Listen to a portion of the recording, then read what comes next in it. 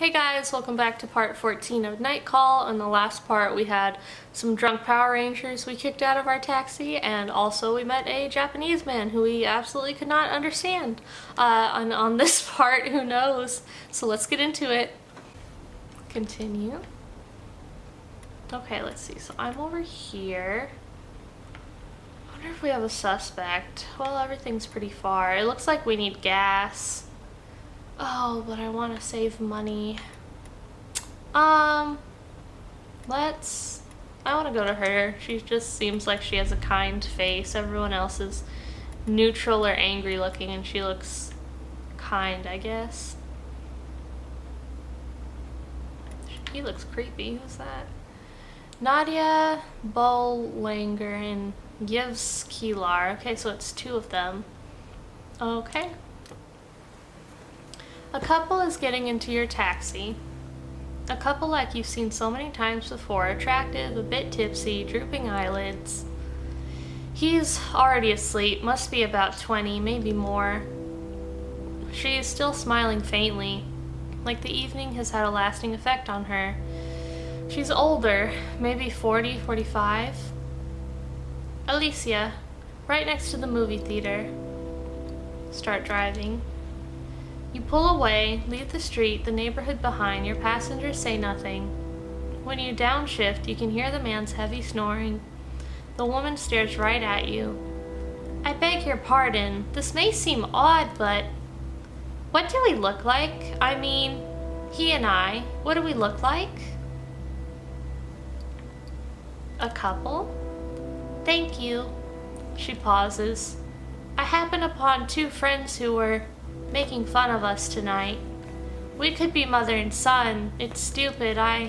She hesitates and forget it. Let's let it drop. Sorry to have bothered you with that. No need to apologize. Thank you. That's very kind of you. I don't think I've ever met a taxi driver who was so understanding before. I am serious. She watches you for a while. You can see the hesitation in her eyes. Then she turns her head. I'm too defensive. It's unhealthy. Not good. Not for me. Or for this. Yes. Then.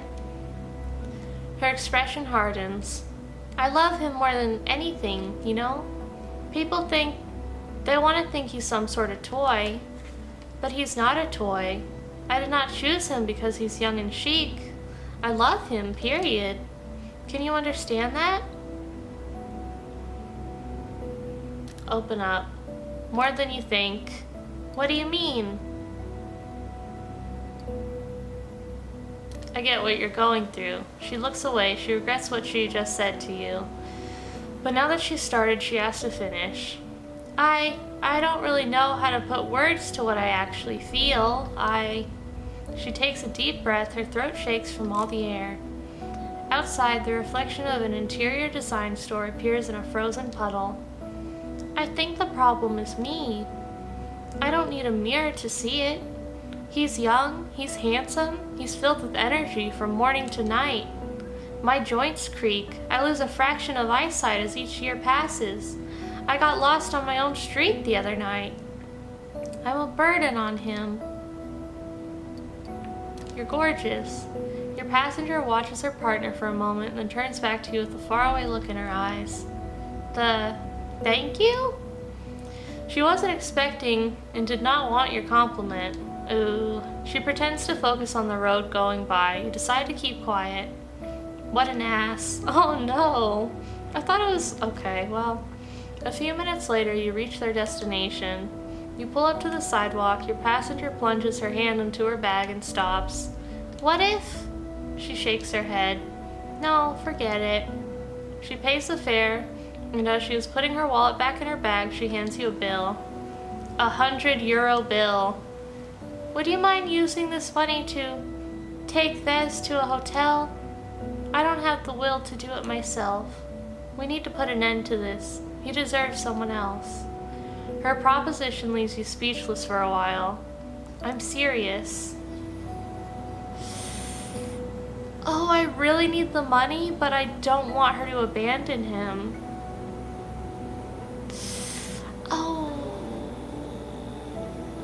she gonna do it anyway? Should I just take it? I really want to... No. Add up the question. Why not?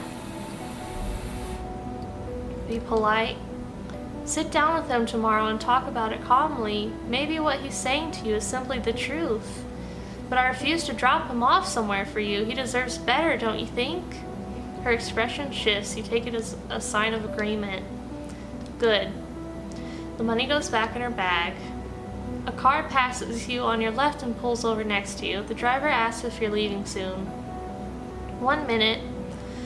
You turn to your passenger. I've got to go. You should do the same. She seems horrified by her behavior. I'm so sorry. You will wave her off. It's nothing. No big deal.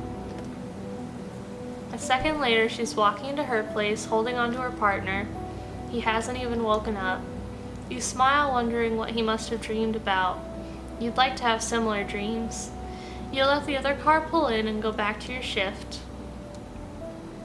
Okay, that was still a pretty good tip.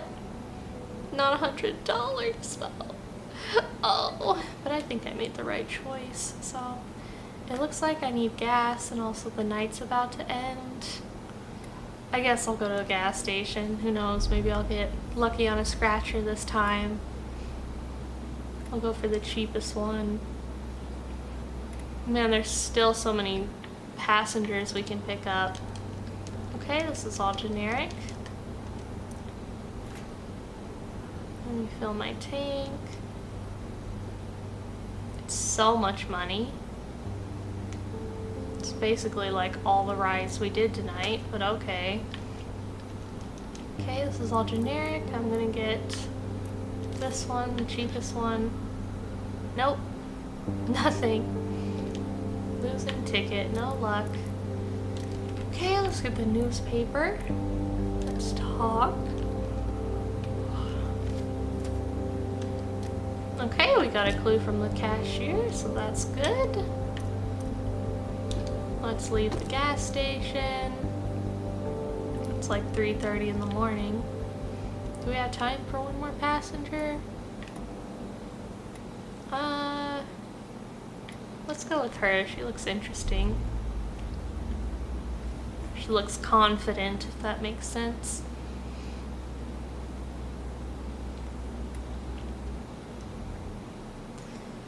Okay. Your next passenger is heavily pregnant. Oh wow. You go to help her inside, but she waves you away with a hand. I'm fine. Judging from her accent, she's not from Paris, not from France, English, or maybe American. Now that I can do because I am American. Things just take a bit longer these days. She settles in, adjusting her coat around her huge belly. You gun the accelerator and set off. Instinctively, you find yourself driving more deliberately, not slower. Just carefully. You regard the woman in the mirror. She's staring out of the window with a 1,000-yard stare, her hands wringing themselves around each other like a fistful of snakes. Your French is pretty good. She glances at the back of your head. I know. Where are you from? She sighs deeply. It's obviously not the first time she's heard the question. I'm from the UK. Wait, Manchester. I'm from Manchester. I mean, that's in the UK, but the distinction is important, especially these days. Say the UK and everyone assumes you're from London. I fucking hate London. You've driven a fair few British people over the years. Most don't speak a word of French. Many had an odd sense of pride in their lack of language ability. But accent aside, the young woman behind you is fluent. I didn't mean to offend. She looks away from the window and into your eyes. You try a smile. Her face softens. Don't worry about it. You get used to it. There are worse things you could have opened with. She shifts uncomfortably. How far along are you? It's normal for cabbies to ask extremely personal questions from the get-go. You shrug. Some people like to talk, helps the ride pass quicker. Does it now? She squirms a little, a small grimace passing over her face. 7 months. Fuck, feels more like 17. You any idea how hard it is going for a piss in a crowded shopping center, carrying another human around like a fucking personal bus service? Another human whose favorite pastime just so happens to be giving your bladder a swift kick every 20 minutes? She blows out a sigh. It sounds like hot air escaping a kettle. It's pretty fucking hard.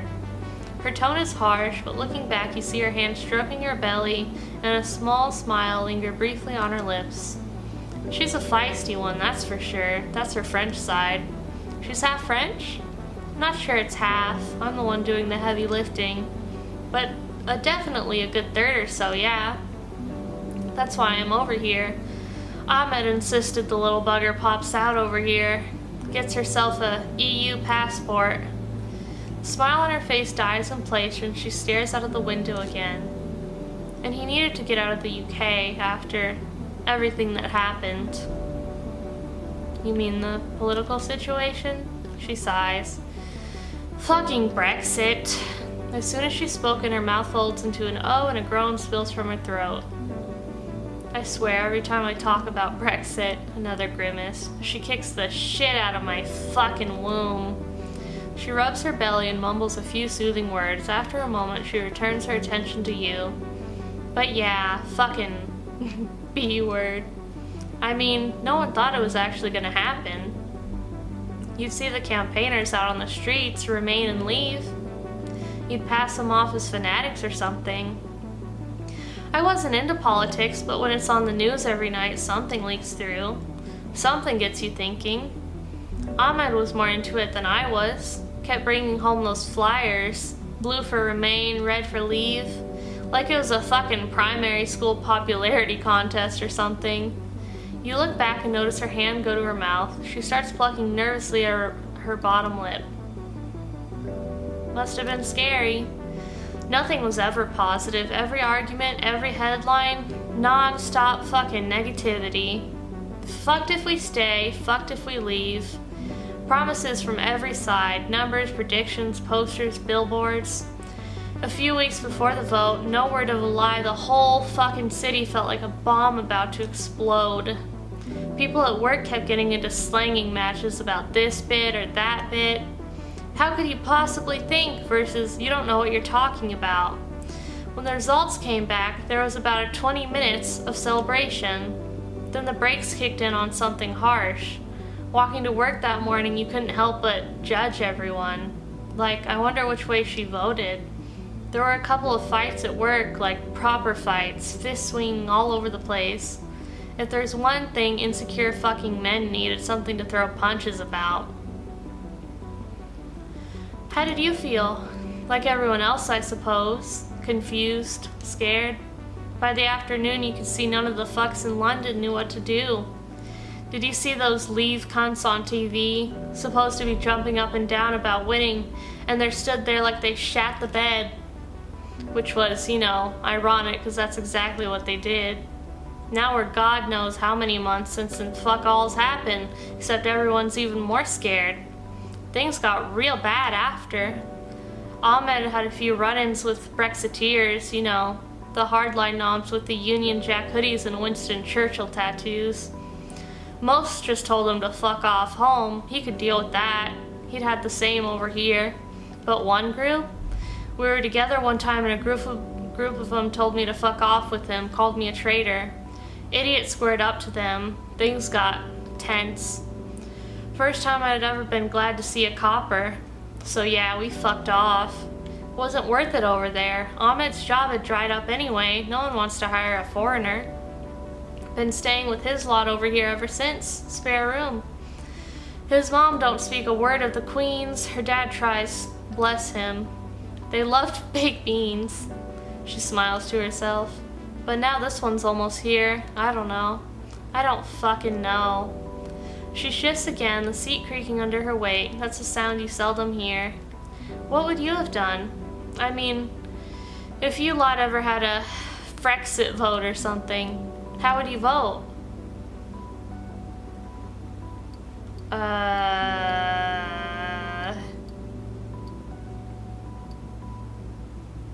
I don't know much about Brexit because I'm stupid, so I'm just gonna put remain.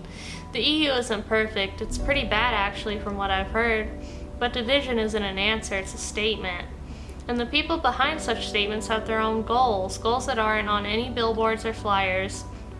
Your answer seems to shake your passenger. She tugs on her lip aggressively, and her other hand balls itself into a fist. She sniffs. Everyone was so scared. After the votes, yeah, but before and all. We had the Remain side telling us how fucked we were if we left. The Leavers telling us how fucked we'd be if we both stayed. But I saw Ma'am raise me and my brother on nothing. Nothing. Benefits didn't amount to anything. No one wanted to help a black single mother provide for her kids. And then we get these fuckers turning up at our house telling us how much worse off we'd be if we leave. I mean, how much worse could it have gotten?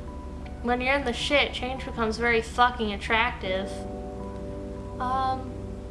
Is it me or is our game broke? Is the bubble only supposed to be there?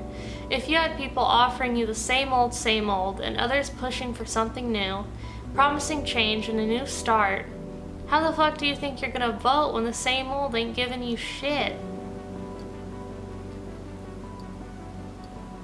But your partner is French. Yeah, and? They weren't talking about cutting us off from the rest of the world, stopping him living here. Not before it happened, they weren't. She sucks a gallon of air into her lungs and continues. Before the vote, it was all about making our own laws again, stopping people 2,000 miles away telling us how to live. Her accent thickens as her voice cracks. It were about making sure we were looked after, you know? Ma'am's almost on her pension. I just wanted to do best by her. There was no talk of stopping anyone who ain't English living there. It weren't about that to me. She sniffs again. And now it's all fucked. You pull up to her destination and she fumbles her fare over to you. Sorry about all that. No problem, I understand. Yeah, at least over here everything's, well, over there. I don't have to think about it every fucking moment. I never told Ahmed that I, voted the way I did. He wouldn't understand. She moves to leave. You go to help again, but she smiles a refusal at you. Really, it's okay, but I appreciate the offer. Makes me feel welcome. A few moments later, she waddles slowly to a door. Her hands continue to twist themselves into shapes as she waits for an answer until finally she disappears inside. You sigh and set off into the night. Oh, what a sad tip. Okay, well, we need more money. This night is over for sure. It's 4 a.m.? Yeah, there we go. Okay, you know more about your clients. You met Hugo. Okay, let's see our money. Did I do any better? Start balance 230, profits 129, company cut. Oh my god. Car maintenance. Ooh. How are we supposed to get more money? Oh no, if I do one more night where I'm not getting good money, like I'm screwed. Oh man, why is it so expensive? That's ridiculous. Oof, you take a few minutes to update your board with your new clues. Steps in the hallway, they stop in front of your door, then move away. You sigh and get to work. Okay.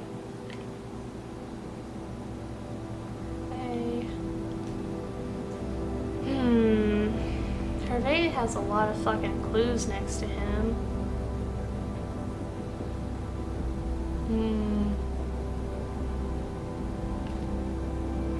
Okay, these clues are all in my way. Killer fought with victim 3. You deserve this. Killer knew the victims or researched them. Oh, I can move these to different webs. I don't know where to move these. Victim 4, fantastic politician. Okay.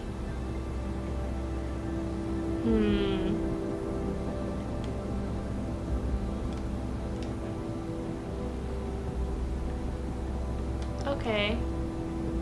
We can see where their stuff is, I guess. Killer's height. Okay, what about you?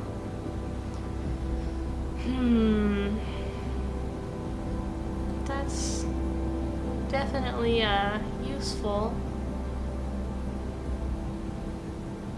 I don't know, I'm feeling good about this guy, to be honest, still. Okay, I'm ending the night.